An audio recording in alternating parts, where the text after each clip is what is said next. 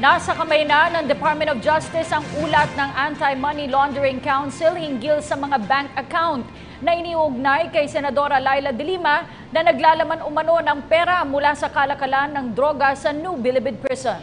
Dahil sa DOJ, kinukonsidera nilang ipa-freeze ang mga naturang bank account dahil maaari umano itong magamit bilang ebidensya laban kay Senadora de Lima. Itinanggi naman ni DOJ Secretary Vitaliano Aguirre II na pinwersa nila si Lieutenant Colonel Ferdinand Marcelino na magsalita laban sa senadora. Narito ang ulat.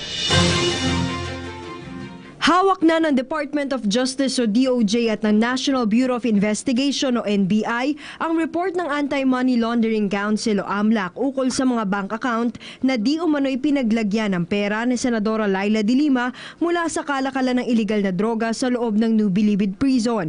Ayon kay Justice Secretary Vitaliano Aguirre II, aabot sa 20 bank account na nakapangalan sa mga individual na malapit umano kay de Lima ang binuksan ng AMLAC. Marami pa raw bank account ang sunod na patitingnan nila sa AMLAC. Makikita mo lang doon yung halimbawa the name of an individual or the account name. Ito ang mga transactions doon sa account name na yun or so account ng individual na yun. Halimbawa, sinasabi doon, mayroong deposit amounting to almost 500 million.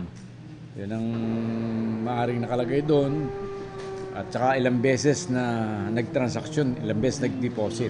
Kinokonsidera ngayon ng DOJ na ipa-freeze ang mga bank account. Ani Aguirre, magagamit ang mga ito bilang ebidensya laban kay de Lima tulad ng testimonya ng mga tumestigong high-profile inmates sa nakaraang pagdinig ng Kamara sa kanilang paghahain ng kaso na pangungunahan na ng NBI.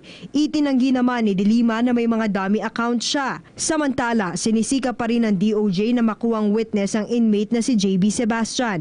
Pinabulaanan naman ni Aguirre na pinuwersa nito si Lieutenant Colonel Ferdinand Marcelino para magsalita laban kay de Lima. Sinabi na rin ni Marcelino na hindi siya pinilit para gawin ito. Naghain sa Manila Regional Trial Court Branch 17 si Marcelino kasama si Public Attorney's Office Chief Attorney Persida Acosta ng mosyon para suspendihin ang arrest warrant at ibasura ang binuhay na drug case laban sa kanya. Dito tinanong siya ng media kung tetestigo nga ba siya laban kay de Lima at ito ang kanyang isinagot. I will tell the truth kung saan man forum ako iharap. I will tell the truth as far as I know the truth. Para sa PTV News, Ria Fernandez. Ako po si Cathy San Gabriel. Subscribe na sa PTV YouTube channel. I-click lang po ang subscribe button.